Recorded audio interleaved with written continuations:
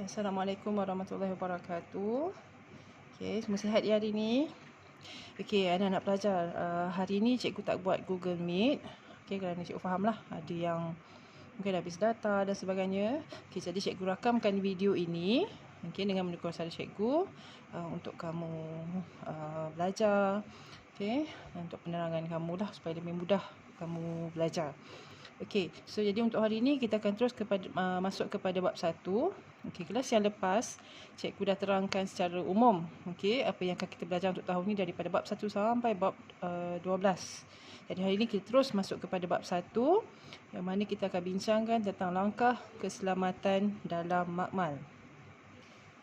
Okey, jika kamu rujuk buku teks, kalau bagi siapa-siapa yang dah download buku teks digital, okey, untuk kandungan untuk bab 1 termasuk dalam tema yang pertama iaitu kaedah saintifik. Okey, yang mana dalam bab 1 ni kita ada 3 subtopik dalam bab 1. Okey, yang pertama tentang peralatan perlindungan diri, yang kedua tentang pembuangan bahan sisa dan yang ketiga tentang pemadam kebakaran. Jadi hari ini cikgu nak tumpukan pada 1.1. Okey, peralatan perlindungan diri.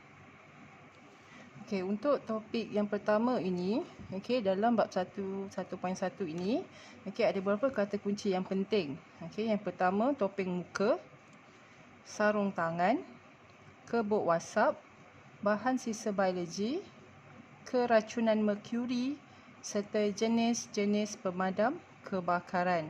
So ada 6 kata kunci yang penting dalam topik ini. Okey, secara umumnya, okey, yang akan kita belajar, yang pertama ialah apakah contoh peralatan perlindungan diri dan fungsinya yang digunakan di makmal. Yang kedua, apakah ciri bahan yang tidak boleh dibuang ke dalam sinki. Yang ketiga, bagaimanakah cara pengurusan bahan sisa biologi.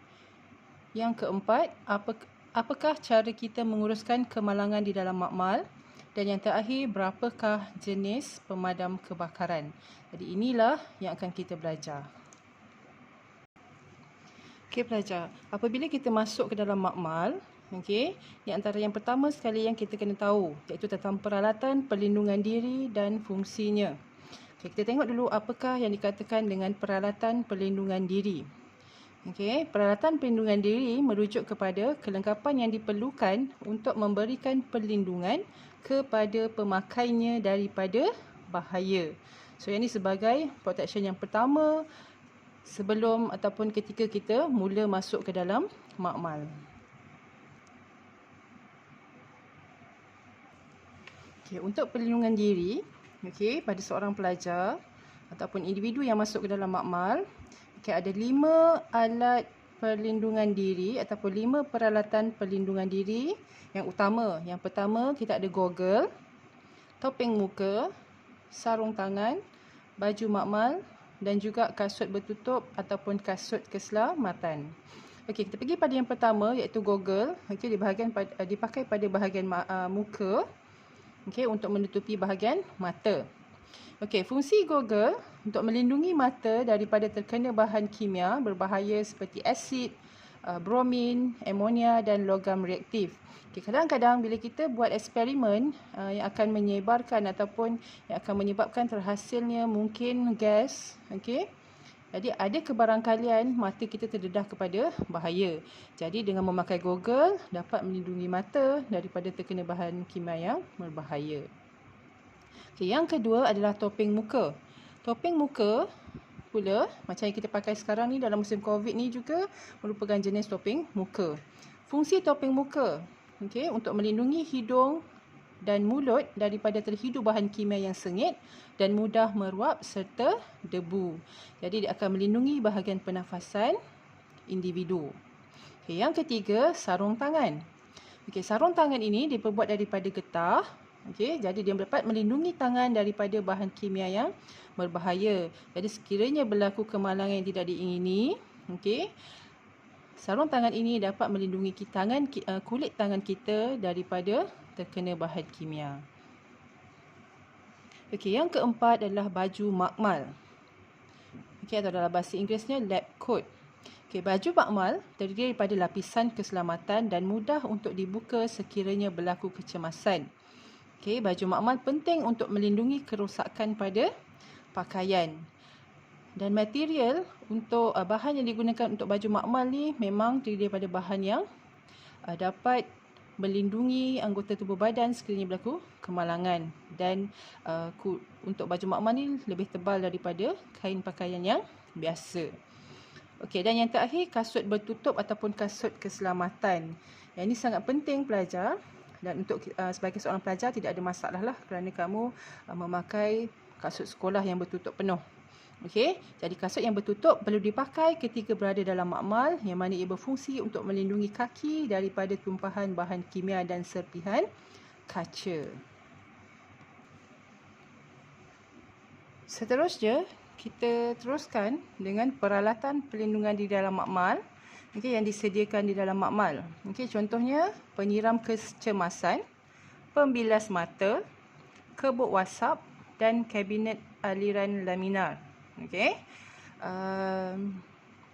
Walaupun walaupun disediakan pelbagai jenis peralatan perlindungan diri, perkara yang penting yang perlu dilakukan oleh pelajar setiap kali berlakunya kemalangan ataupun kecederaan mesti dilaporkan segera kepada guru ataupun mungkin pembantu makmal sekiranya guru mungkin tiada untuk waktu yang sekejap. Jadi kita pergi pada yang pertama.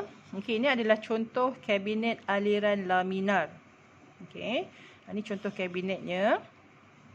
Kabinet ini untuk kabinet aliran laminar ni digunakan untuk mengelakkan kontaminasi semasa aktiviti berkaitan dengan mikrobiologi dijalankan.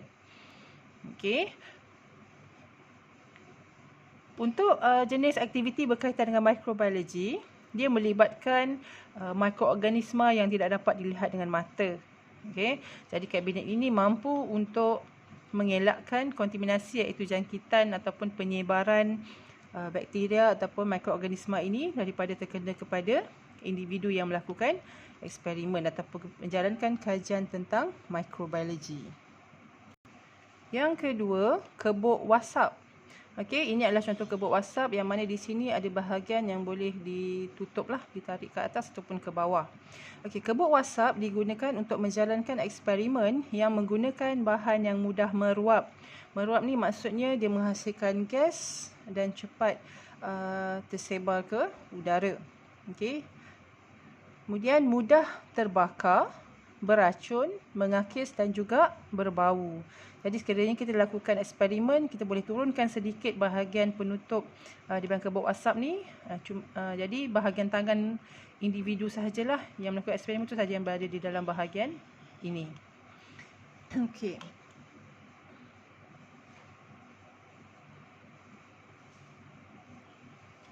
Yang seterusnya adalah penyiram kecemasan. Ini kalau anak-anak pelajar pergi ke dalam makmal, ada bahagian di hadapan makmal ataupun mungkin di bahagian belakang makmal yang ada seperti shower. Ini bahagian atas ini adalah penyiram kecemasan yang digunakan untuk membersihkan dan membilas bahagian badan atau pakaian yang terkena bahan kimia dengan segera. Jadi bila kita tarik saja bahagian ni, air akan keluar untuk menyembur bahagian badan individu yang terkena bahan kimia. Yang keempat, ataupun yang terakhir ini adalah pembilas mata. Kalau anak pelajar tengok dekat sini, dia ada bahagian seperti sinki. Pembilas mata digunakan untuk membilas dan mencuci mata yang terkena bahan kimia dengan segera. Jadi bahagian ini adalah saluran pipe lah. Bahagian atas ni untuk tarik air, untuk tarik supaya keluar air pada bahagian atas. Sama juga pada bahagian bawah yang seperti sinki ini untuk membilas mata. Itu sahaja untuk topik 1.1. Jadi untuk tugasan yang seterusnya, cikgu guna anak-anak pelajar salin nota yang cikgu sediakan. Di dalam buku nota anak-anak pelajar. Yang pertama ini tentang peralatan perlindungan diri. Yang kedua adalah nota bahagian alat perlindungan diri di dalam makmal. Ada 4 alat perlindungan diri.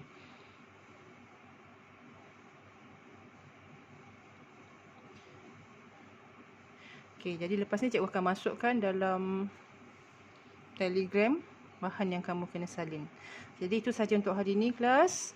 Okey, cikgu harap kamu dapat memahami topik hari ini dan cuba untuk membuat ulang kaji dengan melihat kembali video ini dan cuba fahamkan apa yang kita belajar pada hari ini.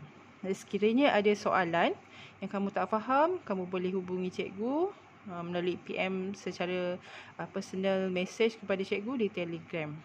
Okey, itu saja untuk hari ini. Jaga diri masing-masing. Okey, semoga semua sentiasa dipelihara dan juga dijauhi daripada penyakit-penyakit yang bahaya. Okey, itu saja daripada cikgu. Sehingga kita jumpa lagi. Terima kasih kelas. Assalamualaikum warahmatullahi wabarakatuh.